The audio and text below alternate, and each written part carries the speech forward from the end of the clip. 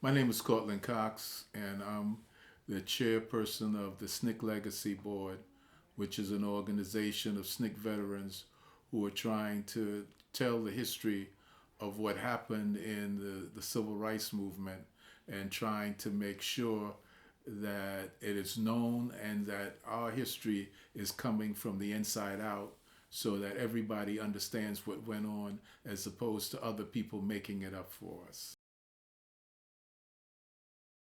First of all, I think that when you listen to the news, people talk about a divided America.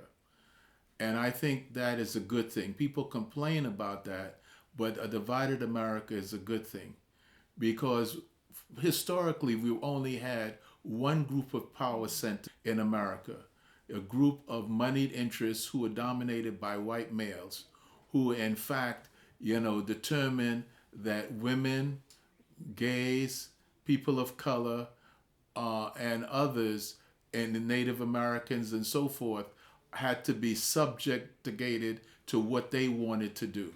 So, in fact, so when you look at the history of this country, until recently, you never had the group of people together as we've had in the streets after the inauguration and continuing, where there is now a second power center composed of women, composed of the Hispanic community, the African American community, the Native Americans on the pipeline, the gay community, and others who are now saying that the power of center of moneyed interests with, even white men are part of that because they are now free to be in opposition to what they did not like. So now I think I'm very much, I'm very pleased with where I think we're heading. However, I think being in the streets is not enough. I think the most important thing is that people, even though they were afraid by Trump being elected, they were not paralyzed. That's the key. You should be fearful, but you shouldn't be paralyzed. Now we're now moving to being in the streets and doing a number of things. But the real test is going to be 2018 and 2020. We've now, I mean, one of the things that's also very good is that people have moved from the streets into town halls. They've moved going to senators' doors. They've moved going to congressmen's doors. And they've now decided to run for office at the local levels, the city levels, the state levels, and so forth. So my sense is that we now have a critical mass. We now have a level of sophistication. We now have people, while they're fearful, not paralyzed. And we now have a direction in terms of where we want to go.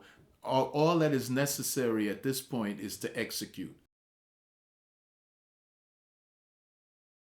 I think really when I look back, and I've been involved in this discussion for some 57 years, and really there were people before me, Miss Ella Baker, Medgar Evers, others like that, A. Philip Randolph, others.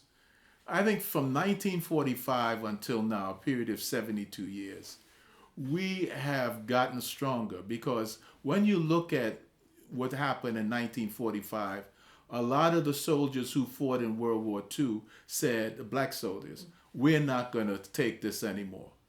And they tried to do what they could. And then in 1960, you had the students from Howard and Fisk and all these other places, North Carolina A&T, beginning to challenge the discussion. They were almost by themselves. And then what you have breaking off of that is people going to California, Mario Savio, people going out of SNCC to help Cesar Chavez with the rape, the farm workers. You had women beginning to say, we're not going to take this anymore. We can sign our own checks. We can take responsibility for our own lives. Then you had the gay community later on beginning to say, we're not going to take this anymore. And they're beginning to do a number of things. The Native American community. So basically, you had, in 1945, you had nothing but an attitude and a mindset. And then in 1960, you had some action in terms of the sit-ins, in terms of the freedom rides, in terms of those challenges.